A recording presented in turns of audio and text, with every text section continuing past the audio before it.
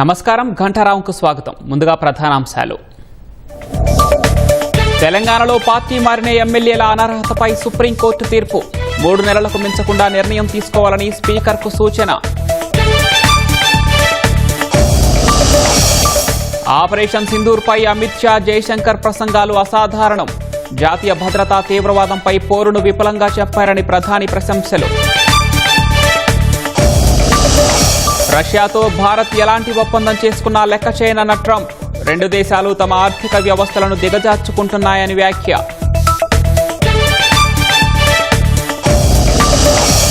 మాలేగావ్ పేలుళ్ల కేసులో నిందితులకు భారీ ఊరట. 7గురిని నిర్దోషులుగా ప్రకటించిన ముంబై ఎన్ఐఏ కోర్టు.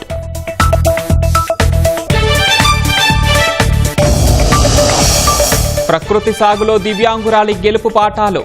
అధిక దిగుబడులతో ఆదర్శంగా నిలుస్తున్న కోటేశ్వరమ్మ.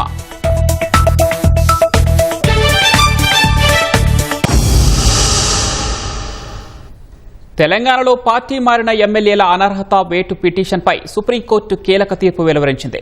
ఈ వ్యవహారంలో తెలంగాణ హైకోర్టు డివిజన్ బెంచ్ ఇచ్చిన తీర్పును సుప్రీంకోర్టు కొట్టివేసింది. తీర్పు వచ్చిన 3 నెలల్లో స్పీకర్ నిర్ణయం తీసుకోవాలని సుప్రీంకోర్టు ప్రధాన న్యాయమూర్తి జస్టిస్ బిఆర్ గవాయ్ నేతృత్వంలోని ధర్మాసనం ఆదేశాలు జారీ చేసింది. న్యాయస్థానమే అనర్హత వేటు వేయాలన్న విజ్ఞప్తిని సర్వోన్నత న్యాయస్థానం తోసిపుచ్చింది. పార్టీ మారుతున్న ఎమ్మెల్యేల పట్ల పార్లమెంటే చట్టం తీసుకురావాలని సుప్రీంకోర్టు అభిప్రాయపడింది. ఎమ్మెల్యేల పార్టీ ఫిరాయింపులపై గతంలో భారాస నేత కేటీఆర్ రిట్ పిటిషన్ వేశారు. స్పెషల్ లీవ్ పిటిషన్లను తెలంగాణకు చెందిన ఎమ్మెల్యేలు వివేకానంద గౌడ్, కౌశిక్ రెడ్డి వేశారు.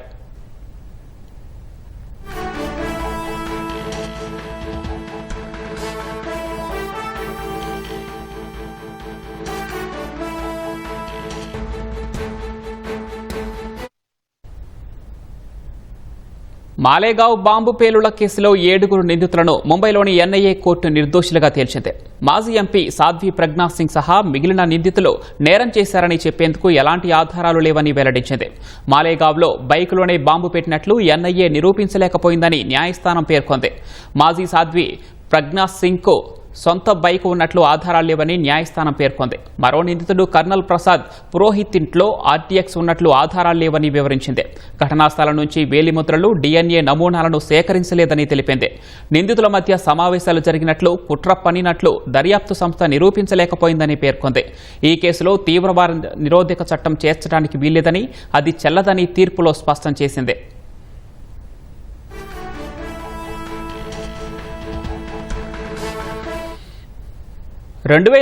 సెప్టెంబర్ 29న మాలేగావ్లో మసీదు వద్ద పార్క్ చేసిన బైకులో బాంబు పేలి 6గురు దుర్మరణం చెందారు. 100 మందికి పైగా గాయపడ్డారు.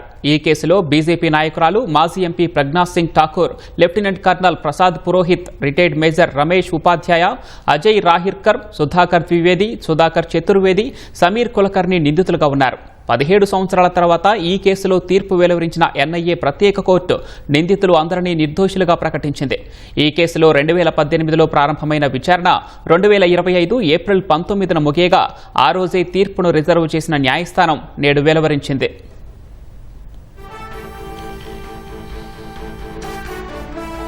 ఇక ఈ కేసును దర్యాప్తు చేసిన జాతీయ దర్యాప్తు సంస్థ ఎన్ఐఏ నిందితులకు తగిన శిక్ష విధించాలని వాదించింది.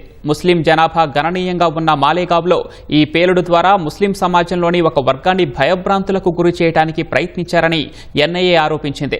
మతపరమైన ఉద్రిక్తతలను సృష్టించడానికి, అంతర్గత భద్రతకు ముప్పు కలిగించడానికి కుట్ర చేశారని ఆరోపించింది. ఇందుకు ఖచ్చితమైన, నిరూపించదగిన ఆధారాలు ఉన్నట్లు ఎన్ఐఏ వాదించింది. నిందితులు కుట్రలో నేరుగా పాల్గొన్నారని తెలిపింది. రంజాన్ మాసంలో నవరాత్రికి ముందు పేలుడు జరగటం ద్వారా ముస్లిం సమాజంలోని మత కలహాల భయం సృష్టించాలనే ఉద్దేశంతోనే నిందితులు ఈ చర్యకు పాల్పడినట్లు ఎన్ఐఏ తెలిపింది. ఈ కేసును మొదట Maharashtra anti terrorism squad ATS దర్యాప్తు చేసింది. 2011లో ఎన్ఐఏకు బదిలీ చేసింది. 2018లో 7గురు నిందితులపై అభియోగాలు మోపిన తర్వాత విచారణ ప్రారంభమైంది. విచారణ సమయంలో ప్రాసిక్యూషన్ 323 మంది సాక్షులను ప్రవేశపెట్టింది. వీరిలో 37 మంది తర్వాత మాట మార్చారు.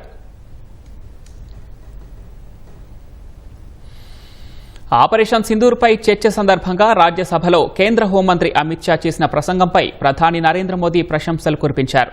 అమిత్ షా అద్భుతంగా జవాబిచ్చారని కొనియాడారు. జాతీయ భద్రత, తీవ్రవాదం పోరులో ప్రభుత్వ నిబద్ధతను విపులంగా చెప్పారని మోదీ పేర్కొన్నారు. ఈ మేరకు సామాజిక మాధ్యమం ఎక్స్లో ప్రధాని మోదీ పోస్ట్ చేశారు. విదేశాంగ మంత్రి జయశంకర్ ప్రసంగం అసాధారణమని మోదీ పేర్కొన్నారు. తీవ్రవాదాన్ని అంతర్జాతీయ సమస్యగా ప్రపంచ దేశాల దృష్టికి తీసుకువెళ్తున్న భారత్ కృషిని జయశంకర్ వివరించారని తెలిపారు. ఆపరేషన్ సింధూర్ ద్వారా పాక్కు గట్టి జవాబు ఎలా ఇచ్చింది, భారత పౌరుల భద్రత కోసం ప్రభుత్వం చేసిన కృషిని విదేశాంగ మంత్రి వివరించారని మోదీ పేర్కొన్నారు.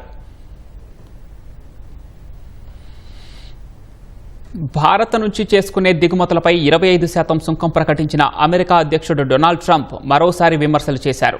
రష్యాతో భారత్ ఎలాంటి వాణిజ్య ఒప్పందం చేసుకున్నా తాను లెక్క చేయబోనని తన సొంత సామాజిక మాధ్యమం ట్రూత్ సోషల్లో పోస్ట్ పెట్టారు. ఆ రెండు దేశాలు తమ ఆర్థిక వ్యవస్థలను మరింత దిగజార్చుకుంటున్నాయని ఆయన వ్యాఖ్యానించారు. న్యూఢిల్లీతో చాలా తక్కువ వ్యాపారం చేస్తున్నామని ట్రంప్ పేర్కొన్నారు. దానికి కారణం భారత్ అత్యధికంగా సుంకాలు విధించడం వల్లేనని ఆరోపించారు. ఈ సందర్భంగా రష్యా, అమెరికా కలిసి ఎలాంటి వ్యాపారం చేయట్లేదని ట్రంప్ స్పష్టం చేశారు. రష్యా మాజీ అధ్యక్షుడు దిమిత్రీ మెద్వెదేవ్ పైన ఆయన విరుచుకుపడ్డారు. మెద్వెదేవ్ ప్రమాదకరంగా ప్రవర్తిస్తున్నారని హెచ్చరించారు.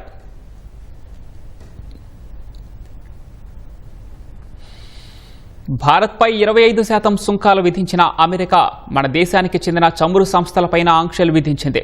ఇరాన్ నుంచి పెట్రోలియం ఉత్పత్తులను కొనుగోలు, మార్కెటింగ్ చేస్తున్నారనే అభియోగాలపై ప్రపంచవ్యాప్తంగా 20 సంస్థలపై ఆంక్షలు విధించింది. వాటిలో భారత్కు చెందిన 6 కంపెనీలున్నాయి. చమురు విక్రయాలతో నిధులు సమకూర్చుకొని మధ్యప్రాచ్యంలో సంఘర్షణలు, అస్థిరతకు ఇరాన్ ఆజ్యం పోస్తోందని అమెరికా ఆరోపించింది. అందుకే ఇరాన్ నుంచి పెట్రోలియం, పెట్రోకెమికల్ ఉత్పత్తుల వాణిజ్యంలో భాగస్వాములైన 20 సంస్థలపై ఆంక్షలు విధిస్తున్నట్లు తెలిపింది. భారత్, యుఏఈ, తుర్కియే, ఇండోనేషియాలకు చెందిన కంపెనీలు ఈ జాబితాలో ఉన్నాయి. Kanchan polymers, alchemical solutions, Ramnik Lal Gopalia and company, Jupiter dyechem private limited, global industrial chemicals, persistent petrochem private లిమిటెడ్లపై అమెరికా ఆంక్షలు విధించింది. ఆంక్షలు విధించిన కంపెనీలు, వ్యక్తులకు అమెరికాలో ఆస్తులు ఉంటే వాటిని జప్తు చేస్తారు.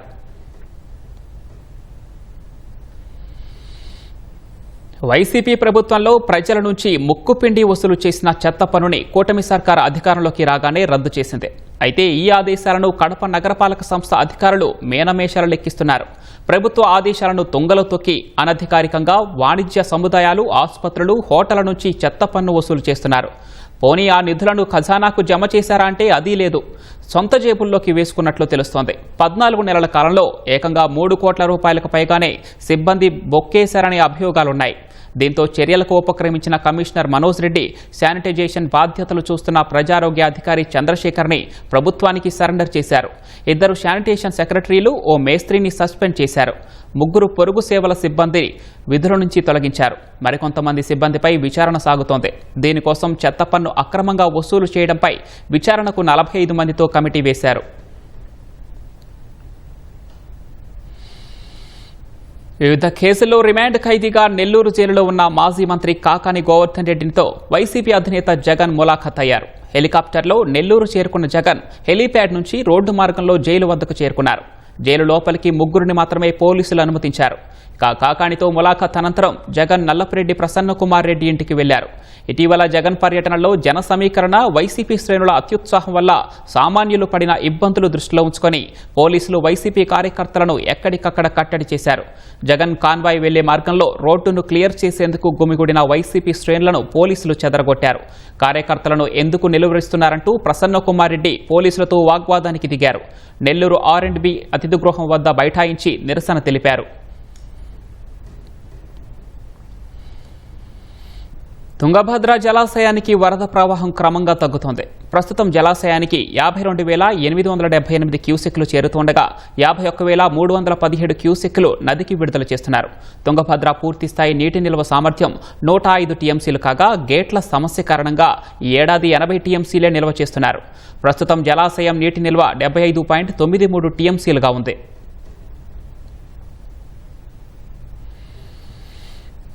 శ్రీశైలం జలాశయానికి భారీ వరద కొనసాగుతోంది.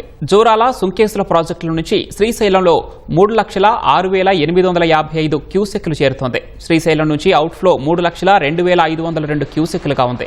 8 స్పిల్వే గేట్ల ద్వారా 2,16,530 క్యూసెక్లు విడుదల చేస్తున్నారు. పోతిరెడ్డిపాడు హెడ్ రెగ్యులేటర్ నుంచి 20,000 క్యూసెక్లు, ఎడమగట్టు విద్యుత్ కేంద్రం నుంచి 35,315 క్యూసెక్లు, కుడిగట్టు విద్యుత్ కేంద్రం నుంచి 30,657 క్యూసెక్ల నీటిని విడుదల చేస్తున్నారు. శ్రీశైలం పూర్తిస్థాయి నీటి మట్టం 885 అడుగులు కాగా ప్రస్తుతం 882.80 అడుగులకు చేరుకుంది. ప్రాజెక్టు పూర్తిస్థాయి నీటి నిల్వ సామర్థ్యం 215.8 టీఎంసీలు కాగా ప్రస్తుతం 203.42 టీఎంసీలుగా కొనసాగుతోంది.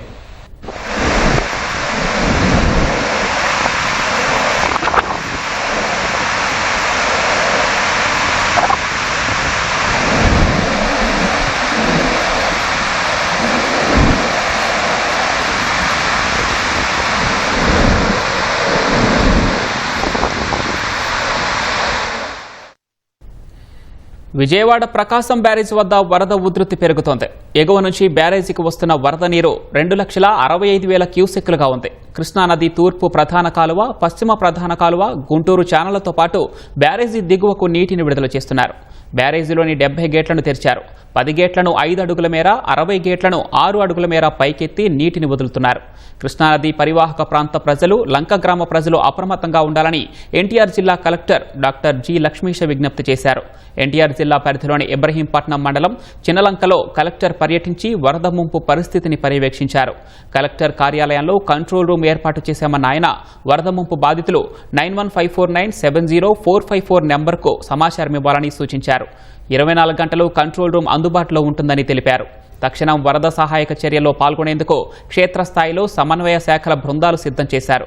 పంట్లు, నాటపడవులతో నదిలో ప్రయాణించవద్దని, వరద నీటిలో ఈతకు వెళ్లటం, చేపలు పట్టడం లాంటివి చేయవద్దని విపత్తు నిర్వహణ సంస్థ కోరింది. అత్యవసర సహాయం కోసం టోల్ ఫ్రీ నెంబర్లకు సమాచారం ఇవ్వాలన్నారు. ప్రకాశం బ్యారేజ్ కి దాదాపు 2.5 లక్షల క్యూసెక్స్ వాటర్ పులిచింతల నుంచి రావడం జరిగింది. దీంట్లో భాగంగా ఈ లోలేయింగ్ ఏరియాస్ అలాగే రైపేరియన్ విలేజెస్ అయితే ఉన్నాయి, రివర్ పక్కన ఉన్న విలేజెస్ అన్నిటికీ అలర్ట్ పెట్టి ఉన్నాము. అన్ని చోట అధికారులు అప్రమత్తంగా ఉన్నారు. ఈవెన్ ఎస్డీఆర్ఎఫ్ టీం కూడా ఎక్కడికక్కడ సంసిద్ధంగా ఉన్నారు. ఎక్కడ ఏమి ఇబ్బంది కలగకుండా పబ్లిక్ కి అవేర్నెస్ క్రియేట్ చేయడం జరిగింది. ముఖ్యంగా ఈ ఇబ్రాహీంపట్నం ఫెర్రీ పాయింట్, అలాగే పొత్తి సంగమము, చిన్నలంక, పెద్దలంక, సో ఈ ఏరియాలో లోలేయింగ్ ఏరియాస్ ఎక్కువ ఉన్నాయి, గ్రామాలు కూడా ఉన్నాయి. కాబట్టి అక్కడ జాగ్రత్తలు వహిస్తూ అక్కడ ఏదైనా కనెక్షన్ పాయింట్ రోడ్ కి అక్కడ కావాల్సిన బోట్లు ఏర్పాటు ఇవన్నీ చేయడం జరిగింది. ఈ రోజు ఈవినింగ్ కల్లా మాక్సిమం 3 lakhs క్యూసెక్స్ కూడా వాటర్ వచ్చే అంచనా ఉంది. దానికి తగ్గట్టుగా మనం తయారీ కూడా ఉంది. కాబట్టి ప్రజలు భయపడాల్సిన అవసరం లేదు, కానీ అప్రమత్తంగా ఉండండి. ఎక్కడైతే ఫెర్రీలు, ఘాట్లు అలాగే రివర్ ఏరియాలో నీళ్ళకి దిగకండి. అలాగే పిల్లల్ని, పశువుల్ని కూడా ఎక్కడ నీళ్ళ దగ్గరికి వెళ్ళనివ్వకండి. కొంచెం ఈ 2 days అప్రమత్తంగా ఉండండి ఈ సందర్భంగా కోరుతున్నాను. ధవళేశ్వరం బ్యారేజ్ నుంచి 5 లక్షల క్యూసెక్ల వరద నీటిని సముద్రంలోకి విడిచిపెట్టగా గోదావరి వరద తగ్గుముఖం పట్టింది. కోనసీమలోని వశిష్ట, వైనతేయి, గౌతమి, వృద్ధ గౌతమి నదీపాయల్లో వరద నీరు జోరుగానే ప్రవహిస్తోంది. బూరుగులంక, అరిగెలవారిపేట, ఊడుమూగి లంక, జి పెద్దపూడి లంక, అనగార్లంక, పెద్దమల్లంక, మర్రిమూల, అయోధ్య లంక గ్రామాల ప్రజలు, విద్యార్థులు మరపడవల్లో రాకపోకలు సాగిస్తున్నారు.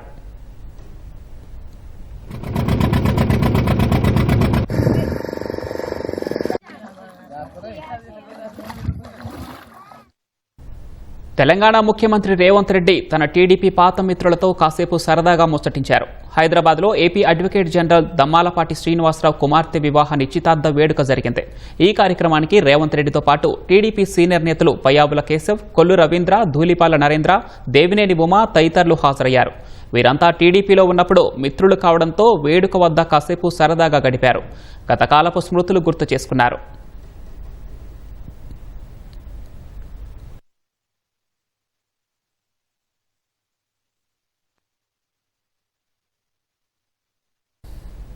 ఈనాడు ఈటీవీ రాష్ట్ర వ్యాప్తంగా పలు కళాశాలలో సైబర్ నేరాలపై అవగాహన సదస్సులు నిర్వహిస్తోంది. విజయవాడ ఎస్ఆర్ఆర్ అండ్ సిబిఆర్ కళాశాలలో సైబర్ క్రైమ్ అవగాహన సదస్సు జరిగింది. సిఐ శ్రీనివాసరావు సదస్సులో పాల్గొని సైబర్ నేరాలపై విద్యార్థులకు అవగాహన కల్పించారు. ఈనాడు ఈటీవీ ఆధ్వర్యంలో గుంటూరు ప్రభుత్వ మహిళా కళాశాలలో సైబర్ నేరాలపై అవగాహన కార్యక్రమం జరిగింది. విద్యార్థినులు సైబర్ నేరాల పట్ల అప్రమత్తంగా ఉండాలని గుంటూరు సౌత్ డీఎస్పీ భానోదయ అన్నారు. ఫోన్ వినియోగంపై పలు సూచనలు చేశారు. వ్యక్తిగత సమాచారాన్ని సామాజిక మాధ్యమాల్లో పోస్టు చేయవద్దని సూచించారు. డిజిటల్ అరెస్టులు, నకిలీ మెసేజ్ల విషయంలో అప్రమత్తంగా ఉండాలన్నారు. డిజిటల్ అరెస్ట్ అనేది ఎక్కువగాను, తర్వాత ఇన్వెస్ట్మెంట్ ఆన్లైన్ ఫ్రాడ్ ఒకటి, తర్వాత వర్క్ ఫ్రమ్ హోమ్ అని ఈ 3 విషయాల్లో ఎక్కువగా మోసపోతూ ఉన్నారు. ఒక డాక్టర్ 19 కోట్ల రూపాయలు ఈ యొక్క డిజిటల్ అరెస్ట్ దాంట్లో ఉన్నారు. అదేవిధంగా రీసెంట్గా దీనిపైన విజయవాడ సిటీ సిపి సార్ దీని మీద చాలా అవేర్నెస్ ప్రోగ్రామ్స్ కండక్ట్ చేయడం జరిగింది. మరి ముఖ్యంగా ఈ ఆన్లైన్ ట్రేడింగ్ అనే దాంట్లో ఎక్కువ మంది ఈ డబ్బులు పోగొట్టుకుంటూ ఉన్నారు. దాని మీద ప్రజలు వాళ్ళు చేసే ట్రేడింగ్ పైన పూర్తి అవగాహన తెచ్చుకొని ట్రేడింగ్ చేయాలని సందర్భంగా కోరుకుంటున్నాం. సైబర్ క్రైమ్ జరగడం వల్ల జరిగిన తర్వాత ఎలాంటి జాగ్రత్తలు తీసుకోవాలో మాకు క్లియర్గా ఎక్స్ప్లెయిన్ చేశారు. పైగా మాకు ఆ నెంబర్ని కూడా ఇచ్చినందుకు 1930 వీఆర్ చాలా కృతజ్ఞతగా కలిగి ఉంటాము. మన ఫోన్లో ఎలాంటి యాప్స్ని మనం ఎలా హైడ్ చేసుకోవాలో లేకపోతే ఎలా సెక్యూర్గా ఉంచుకోవాలో చెప్పారు. అకౌంట్స్ హ్యాకింగ్ కానీ మనీ పోగొట్టుకుంటున్నారు చాలా మంది. చాలా తెలియని యాప్స్ వల్ల చాలా ఇబ్బందులు కలుగుతున్నాయి. మనం వాడుతున్న సోషల్ మీడియాలో యాప్స్ గురించి వాటిల్లో మన ఫొటోస్ సైబర్ సెక్యూరిటీ వాళ్ళు ఎలా ఉపయోగించి వాటిని మార్పింగ్ చేసి పేరెంట్స్ దగ్గర నుండి మనీ కానీ స్టూడెంట్స్ దగ్గర నుండి ఏదైనా ఎక్స్పెక్ట్ చేయడం గురించి కానీ మేడం ఇక్కడికి వచ్చిన మేడమ్స్ సార్స్ వాళ్ళు చాలా బాగా చెప్పారు. అనంతపురంలో ఈటీవీ ఈనాడు ఆధ్వర్యంలో నిర్వహించిన జిల్లా స్థాయి చెస్ ఛాంపియన్ పోటీలు ఘనంగా జరిగాయి. జిల్లా ఎస్పీ కార్యాలయం ఆవరణలోని షాదీఖానా కళ్యాణ మండపంలో వివిధ శాఖల ఉద్యోగులకు చెస్ పోటీలు నిర్వహించారు. పురుషుల విభాగంలో 8 జట్లు, మహిళా విభాగంలో 4 జట్లు పాల్గొన్నాయి. ఈ కార్యక్రమానికి జిల్లా ఎస్పీ జగదీష్ హాజరయ్యారు. ఆటల వల్ల ఉద్యోగులకు మానసిక ఒత్తిడి దూరమై ఏకాగ్రత, ప్రశాంతత కలుగుతుందన్నారు. ఈనాడు ఈటీవీ బృందం ఇలాంటివి మరిన్ని నిర్వహించాలన్నారు. విజేతలకు బహుమతులు అందజేసి శుభాకాంక్షలు తెలిపారు.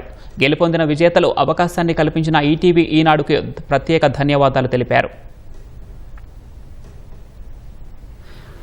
గెలిచినందుకు నాకు చాలా సంతోషంగా ఉంది. ఈ అవకాశాన్ని కల్పించిన ఈనాడు బృందానికి మరియు మా ఎస్పీ గారికి కృతజ్ఞతలు. ఈ చెస్ పోటీలు నిర్వహించడము మా డిపార్ట్మెంట్లో చాలా అరుదు. అందులో ఇది మేము డిపార్ట్మెంట్లోకి వచ్చినప్పటి నుంచి ఇది ఫస్ట్ టైము. ఇలాంటివి మరిన్ని కండక్ట్ చేసి చాలామంది ప్రతిభను వెలికి తీయాలని కోరుతున్నాను. డిపార్ట్మెంట్కే సపరేట్గా కండక్ట్ చేశారు, అందులో కూడా విన్ అయ్యాను. ఇంకా సంతోషంగా అనిపిస్తోంది ఇన్ని డిపార్ట్మెంట్స్లో గెలవడము. మాకు రోజు ఉండే ఈ ఏదైతే విసుగు, విపరీతమైన పని ఒత్తిడి, దీని నుంచి చాలా బాగా హాయిగా అనిపించింది. ఈనాడు సంస్థకు మా కృతజ్ఞతలండి. కడప, అనంతపురం రైతులు నూతన పంటలపై మొగ్గు చూపిస్తున్నారు. కడప జిల్లా సిద్ధవటం మండలం గొల్లపల్లికి చెందిన నాగార్జున అనే రైతు తనకున్న 2.5 ఎకరాల్లో డ్రాగన్ ఫ్రూట్స్ను పండిస్తున్నారు. 5 లక్షల రూపాయల పెట్టుబడితో 6 లక్షల ఆదాయం పొందినట్లు తెలిపారు. ప్రస్తుతం డ్రాగన్ ఫ్రూట్స్ టన్ను ధర 90,000 నుంచి ₹1,00,000 వరకు ఉండటంతో రైతులు సంతోషిస్తున్నారు. ప్రభుత్వం కూడా పండ్ల తోటల సాగుకు రైతులకు ప్రోత్సాహమిస్తూ హెక్టారుకు ₹2,80,000 వరకు రుణాలను అందజేస్తోంది. తక్కువ పెట్టుబడితో ఎక్కువ లాభం వచ్చే పండ్ల తోటలపై రైతులు మొగ్గు చూపుతున్నారు. పోయిన సంవత్సరం వచ్చేసి 5.5 టన్ను వచ్చింది. 5.5 టన్నుల మ్యాక్సిమం నేను వచ్చేసి ₹90, ₹100, ₹115 అమ్మడం జరిగింది కేజీ. అట్లా నాకు ఆల్మోస్ట్ 5.5 టన్ను గాను 6 లక్షల దాకా వచ్చింది ఇన్కమ్. పోయిన మంత్ వచ్చేసి దగ్గర నాకు 7 నుంచి 8 టన్నులు వచ్చింది. ఈ డ్రాగన్ ఫ్రూట్ మెయిన్ రీజన్ గా ఎందుకు ఎంచుకున్నానంటే మా మండలంలో మామిడి ఎక్కువ ఉండేది. మామిడి ఎక్కువ ఉండడం వల్ల ఏం చేస్తుంటే ఒక కరోనా అప్పటి నుంచి మామిడికి డిమాండ్ అనేది చాలా తగ్గిపోయింది. దానికి ఎక్కువ పురుగు రావడం వల్ల కొద్దిగా రైతులు కూడా చాలా నష్టపోతున్నారు. అందువల్ల నేనేం చేశానంటే దీన్ని మేజర్గా ఎన్నుకోవడానికి కారణం ఏమంటే దీంట్లో ఎక్కువ ఆదాయం ఉంది, ప్లస్ రెండోది వచ్చేసి దీంట్లో మంచి పోషక విలువలు ఉన్నాయి అనే ఉద్దేశంతో మనము డ్రాగన్ ఫ్రూట్ ఎంచుకునే అనమాట. కొత్తగా వెరైటీగా వేద్దామనేసి డ్రాగన్ ఫ్రూట్ వేయడం జరిగింది. దాదాపు 30 నెలలు అయింది, అంటే 2.5 ఇయర్స్. అన్న అయితే మంచి లాభసాటిగానే లాబ్ధి పొందుతున్నారు. ఇది వచ్చేసి మామూలుగా టన్ను వచ్చేసి 90 నుంచి అట్లా ఉంది ఇప్పుడైతే ప్రజెంట్. అలాగే రైతులు కూడా చాలామంది అవగాహన లేకపోవడం వల్ల ఎంతసేపు మామిడి ఇవి వేద్దామని చూస్తున్నారు. ఇట్లాంటి వెరైటీగా క్రాప్స్ కూడా వేయడం వల్ల చాలా వరకు లాభం ఉంటుంది. ఎందుకంటే మనకు అవైలబిలిటీ అనేది సోర్స్ లేదు. ఆ సోర్స్ అనేది మనం క్రియేట్ చేసుకోగలిగితే మనం మంచి లాభాలు పొందగలుగుతాం. దీనికి చాలా వరకు చీడపీడలు అనేది చాలా తక్కువగానే ఉంటుంది. ఆటోమేటిక్గా మనకి ఇన్వెస్ట్మెంట్ తగ్గితే లాభాలు అనేటివి మనం ప్రాఫిట్ చూడగలుగుతాం. ఆరుగాలం శ్రమించిన బొప్పాయి రైతులకు అరకొర ధరలే దిక్కవుతున్నాయి. అన్నమయ్య జిల్లా రైల్వే కోడూరులో దళారుల మాయాజాలంపై రైతు గుండె మండింది. గిట్టుబాటు ధర లేదంటూ రైతులు రోడ్డుపై ఉరిగడ్డి తగలబెట్టి నిరసన వ్యక్తం చేశారు. పంటంతా ఒకేసారి మార్కెట్కు రావడం వల్లే ధరలపై ఒత్తిడి పెరిగిందని అధికారులు చెబుతున్నారు. వారం రోజులుగా బొప్పాయి ధరలు పతనమవుతున్నాయంటూ అన్నమయ్య జిల్లా రైల్వే కోడూరులో రైతులు నిరసన తెలిపారు. రోడ్డుపై ఒరిగడ్డి తగలబెట్టారు. దళారులు వ్యాపారస్తులు కుమ్మక్కై రైతును నట్టేట ముంచుతున్నారని మండిపడ్డారు. ప్రభుత్వం దళారులని కట్టడి చేసి మద్దతు ధర కల్పించాలని వేడుకున్నారు.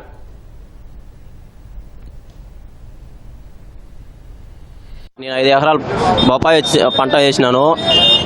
గత వారం 16 రూపాయల మార్కెట్ 16 నుంచి ఒకేసారిగా 7 రూపాయలు తగ్గించి వాళ్ళ రేట్లు వాళ్ళు పెట్టుకొని వాళ్ళు కనీసం 2-3 సంవత్సరాల్లోనే ఒక దళారిగా ఉన్న ఒక వ్యక్తి 5 నుంచి 6 కోట్లు సంపాదిస్తున్నాడు. రైతు ఏమో అసలే గిట్టుబాటు ధర లేదు. బొప్పాయి పంటను 5 ఎకరాలు వేస్తున్నాము. ఒక ఎకరాకు 1,00,000 రూపాయలు ఖర్చు వస్తుంది.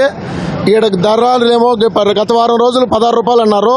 ఇప్పుడు వారం నుంచి రోజు స్ట్రైక్ అని చెప్పి బయట వర్షాలు పడుతున్నాయని చెప్పి రైతుకు రేట్లు తగ్గిస్తున్నారు. 7 రూపాయలు చెప్తున్నారు. అందువల్ల ఆందోళన చేయాల్సి వచ్చింది. రైతు రోడ్డు ఎక్కాల్సి వచ్చింది. ఈ ఏడాది రైల్వే కోడూరు నియోజకవర్గంలో 9,000 ఎకరాలకు పైగా బొప్పాయి సాగు చేశారు. రైల్వే కోడూరు, చిట్వేలి, పెనగలూరు, పుల్లంపేట, ఓబులవారిపల్లి మండలాల్లోని బొప్పాయి పంట రైల్వే కోడూరు మార్కెట్కు వస్తుంది. పూణే, రాజస్థాన్, ఢిల్లీ నుంచి వ్యాపారస్తులు ఇక్కడికి వచ్చి బొప్పాయి పంట కొని ఇతర జిల్లాలు, ఇతర రాష్ట్రాలకు ఎగుమతి చేస్తూ ఉంటారు. అయితే డిమాండ్ సరిగా లేదంటూ వ్యాపారులు తక్కువకు అడుగుతుండటం రైతుల్ని కుంగదీస్తోంది. ధరల పతనంతో కాయలు కోయకుండా అలాగే ఉంచాల్సి వస్తోంది. రోజులు గడుస్తున్న కొద్దీ కాయ చెట్టుకే మగ్గిపోయి పూర్తిగా నష్టపోయే పరిస్థితి ఉందని బొప్పాయి రైతులు బెంగ పెట్టుకున్నారు. నాకుండేది ఎకరాకు 1,00,000 రూపాయలు ఖర్చు పెట్టినా ఇప్పుడు ఏమి రాలా. కేజీకి 16 రూపాయలు ఇంత ముందు ఉన్నది. ఇప్పుడు రోజు 1 రూపాయి తగ్గిస్తా ఉన్నారు దళారులు. 10 ఎకరాలకు వచ్చి 8 లక్షలు ఖర్చు వచ్చింది. అది 10 నుంచి 16 వరకు రేటు పెట్టినారు. ఆ రేటు పెట్టినా కానీ 16 నుంచి మళ్ళీ తీసుకొని వచ్చి 2 రూపాయలు లాస్ట్కు 9 రూపాయలు చేసి వానలు పడుతున్నాయి ఇది అది చెప్పి మొత్తం అంతా వ్యాపారస్తులు సిండికేట్ అయిపోయినారు. సేట్లకు సిండికేట్ అయిపోయినారు. తోటలు నాశనం అయిపోయినాయి. ఇప్పటికే మాకు మద్దతు ధర 15 రూపాయలు ఉంటే రైతు ఆటోమేటిక్గా ఈసారి గిట్టుబాటు ధర జరుగుతుంది. నాకు 2 ఎకరాలు బొప్పాయి ఉంది. 12 రూపాయలు ఇత్తనం చెట్టు పడింది. ఇప్పుడు వరకు చూసుకుంటే 1,60,000 పెట్టుబడి పెట్టా. 16 చేశారు రేటు. 16 చేసి 6 రోజులు పెట్టలా. 15 చేశారు 5 రోజులు పెట్టలా. 14 చేశారు 4 రోజులు పెట్టలా. ఇప్పుడు స్ట్రైక్ అని 9 రూపాయలు చేసినారు. టన్ను 9 రూపాయలు, కేజీ 9. రైతులు ఏం కావాలా? ఎరువులు అనబోతే 1,500 ఉన్నది 1,700, 1,800 పోయింది. పొటాషు 20కి 20 ఇదంతా. పాలిక చేసిన వాళ్ళకి గిట్టదు. సొంత సేద్యగాల కంటే మిగులుతుంది. 12 రూపాయలు 13 రూపాయలు అన్నా కావాలా? ఏ విధంగా ఉందో ఒకసారి చల్లలేక చూడండి. కాయలు మాగబెట్టుకున్నావు 9 రూపాయలకు కొయ్యించుకోలేక చేలో మాగబెట్టుకున్నావు. 9 రూపాయలు అని చెప్పని అంటున్నారు. కనీసం 14-15 రూపాయలు అయినా కానీ కేజీ ఉంటే రైతులకు గిట్టుబాటు గిట్టుతుంది. ఎకరాకు కనీసం ఒక 60-70 వేల రూపాయలు ఖర్చు వస్తుంది. దానికైనా పెట్టిన పెట్టుబడి కన్నా రావాలని చెప్పి మేము ప్రభుత్వం తీసుకొస్తున్నాము. ఎకరాకు వచ్చి 90,000 కాడ నుంచి 80,000 కాడ నుంచి 1,00,000 రూపాయల కాడికి పెట్టుకుంటున్నాము. చేసే పనులు బాగానే కరెక్ట్గా చేసుకుంటున్నాము. గిట్టుబాటు ధర రావాలంటే 12 కానీ 13 కానీ 11 రూపాయల కాడికైనా పెట్టినా కానీ రైతులు ఇబ్బంది పడకుండా పోతారు. అంతకు మించి పెద్ద ఆశయం పడలేదు. 5 ఎకరాల పంట ఇచ్చి ఒక 4 లక్షలు ఖర్చు అయింది. ఆడికి నేను సొంతం కట్టిపడి మందులు కొట్టుకొని నేనే కూలి మూలు పెట్టుకుంటా చేస్తే ఖర్చులే మారైనాయి. పరిస్థితి ఏంది? రైతు పరిస్థితి మారాముంది దారుణంగా ఉండదు పరిస్థితి. మా పరిస్థితి రైతులెవరూ ఆందోళన చెందవద్దని, పక్వానికి వచ్చాక మాత్రమే కాయలు కోస్తే మార్కెట్పై ఒత్తిడి తగ్గి మంచి ధర వస్తుందని ఉద్యాన అధికారులు చెబుతున్నారు. కొంతమంది బొప్పాయి వ్యాపారులు చిట్వేల మండలంలో మనకి టన్ను 8,000 రూపాయలుగా రైతుల నుంచి కొనుగోలు చేస్తున్నారు అన్న వార్త రావడంతో రైతాంగం అంతా కూడా దానికి స్పందించి నిరసన వ్యక్తం చేశారు. రైల్వే కోడూరులో ఏ విధంగా ధర ఉంటుందో అదే విధంగా మనకి చిట్వేల మండలంలో కూడా ధర ఉండేలా చూస్తామని హామీ ఇవ్వడం కూడా జరిగింది. రైతులందరూ కూడా ఒకే కాలంలో మనకొసరికి ఈ బొప్పాయి పంటను సాగు చేయడం ద్వారా మనకి బొప్పాయి అనేది కాయ ఒకేసారి మార్కెట్కి రావడం ద్వారా మనకొసరికి మార్కెట్లో బొప్పాయికి డిమాండ్ తగ్గి క్రమక్రమంగా మనకొసరికి మార్కెట్ ప్రైస్ అనేవి తగ్గిపోతూ ఉన్నాయి.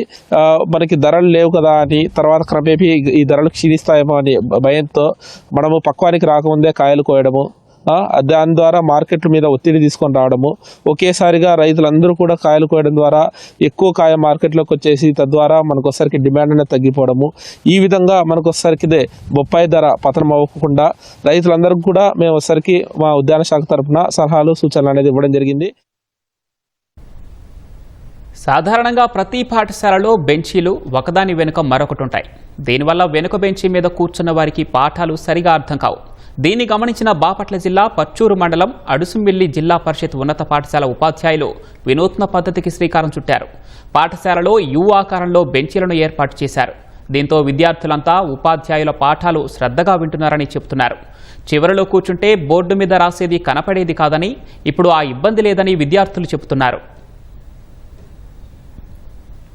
యూ షేప్ లో బెంచెస్ వేయటం వల్ల టీచర్స్ కి మేమందరం క్లారిటీ కనిపిస్తున్నాం. బ్యాక్ బెంచర్ అనే దాన్ని అసలు లేకుండా చేస్తున్నాయి. ఒకళ్ళు ఫస్ట్ బెంచర్, ఒకళ్ళు బ్యాక్ బెంచర్, మిడిల్ బెంచర్ అనేవి లేకుండా ఈ యూ షేప్ అనేది దాన్ని నిర్మూలించింది. మాకు ఐఎఫ్పి ప్యానల్స్ క్లారిటీ కనిపిస్తున్నాయి. వాళ్ళని అటు తొలగమంటాం, వీళ్ళని ఇటు జరగమంటాం కాకుండా మేమే ఎవరి గురించి ఆలోచించకుండా చదువుకోగలుగుతున్నాం, రాసుకోగలుగుతున్నాము. మా స్కూల్లో యూ షేప్ లో బెంచీలు వేశారు. అది మాకు చాలా సౌకర్యంగా ఉంది. టీచర్స్ చెప్పే ప్రతి విషయం కూడా అర్థమవుతుంది. యూషేప్ బెంచీలు అమర్చారు. సార్ చెప్పే ప్రతి ఒక్కటి మాకు చాలా ఇంట్రెస్టింగ్ గా ఉంది. బాగా వింటున్నాము. అన్ని ఆసక్తిగా చాలా ఉన్నాయి. ఇంతకుముందు బ్యాక్ బెంచ్ వాళ్ళు నిద్రపోతున్నారు, వేరే సబ్జెక్ట్ రాస్తున్నారు, తెలిసేది కాదు. ఇప్పుడు టీచర్స్ కూడా అన్ని తెలుస్తున్నాయి, హెల్ప్ఫుల్ గా ఉంది. టీచర్స్ అందరూ అబ్జర్వ్ చేస్తున్నారు. ఇలా కూర్చోబెడితే ఆంధ్రప్రదేశ్ రాష్ట్రం అంతా మంచి మార్కులు వస్తాయని మేము ఆశిస్తున్నాం. బ్యాక్ బెంచర్స్ కూడా మాతో పాటు సమానంగా కూర్చుంటున్నారు కాబట్టి వాళ్ళకి కూడా పాఠాలు బాగా అర్థమవుతుందని నేను అనుకుంటున్నాను. ఇలాగే స్టేజ్ వైజ్ గా అందరూ యూ షేప్ లో పెట్టినట్టు అయితే అందరికి బాగా మార్క్స్ వస్తాయని నేను అనుకుంటున్నాను. గతంలో ఆనంద లహరి అభ్యసనం అనేటువంటి దానిలో నేను మాస్టర్ కోచ్ గా పనిచేసి ఉన్నాను. ఆ పద్ధతిలో ట్రైనింగ్ ఇచ్చినప్పుడు మేమందరం కూడా టీచర్స్ అందరినీ యూ షేప్ లో కూర్చోబెట్టి వాళ్ళకి ట్రైనింగ్ ఇచ్చేవాళ్ళం. ఆ క్లాస్ రూమ్ లో కూడా క్లాస్ రూమ్ లో విద్యార్థి చుట్టూ పిల్లలు ఉండేవాళ్ళు. ప్రైమరీ సెక్షన్స్ ఎక్కువగా అక్కడ మంచి రిజల్ట్ వచ్చింది. గతంలో ఆ పద్ధతికి నేను అలవాటు పడి ఉన్నాను కాబట్టి ఇక్కడ మా హెడ్ మిస్ట్రెస్ మేడం గారు ఎప్పుడైతే ఈ పద్ధతిని ఇంప్లిమెంట్ చేద్దామని చెప్పిన వెంటనే మార్చడం జరిగింది. మార్చిన తర్వాత విద్యార్థులు ఎక్కువగా టీచర్ దృష్టిలో ఉండడం అనేటువంటిది చాలా నచ్చి దీన్ని కంటిన్యూ చేస్తున్నాం. ప్రైమరీ పాఠశాలలో గనక ప్రైమరీ తరగతుల్లో గనక ఇంప్లిమెంట్ చేస్తే ఎక్కువగా రిజల్ట్ ఉంటుందని నా అభిప్రాయం. ఎందుకంటే ఆ మధ్యలో ఉన్నటువంటి స్పేస్ లో విద్యార్థుల చేత కృత్యాలను చేయించడానికి బాగా అనుకూలంగా ఉంటుంది. ప్రోగ్రెసివ్ ఎడ్యుకేషన్ లో భాగంగా విద్యార్థుల అభిరుచులు, ఆసక్తులు, సృజనాత్మక నైపుణ్యాలు విద్యార్థులలో పెంపొందించడానికి మేము ఈ సిట్టింగ్ ని అరేంజ్ చేశాము. ఇక్కడ బ్యాక్ బెంచ్ అనేది లేదు. అందరూ ఇదివరకు కొంచెం న్యూనతాభావంతో ఏం చెప్తే తప్పు అవుతుందేమో మేము ఉపాధ్యాయులు అడిగిన ప్రశ్నలు మేము చెప్పడానికి సంకోచిస్తూ ఉండేవాళ్ళు. కానీ ఇప్పుడు ఏమవుతుందంటే విద్యార్థులందరూ ముందుకు వస్తున్నారు. మేము సమాధానం చెప్తాం, తప్పో కరెక్ట్ అయినా విద్యార్థుల్లో ముందు సమాధానం చెప్పేటువంటి విధానం మేము బయట తీసుకురావడం జరుగుతుంది. ప్రతి విద్యార్థి పట్ల మాకు శ్రద్ధ కనబరచడం అనేది ఉపాధ్యాయులకు పెరిగింది. అలాగే ప్రతి విద్యార్థిలో కూడా టీచర్ మా పట్ల శ్రద్ధ చూపిస్తున్నాడు.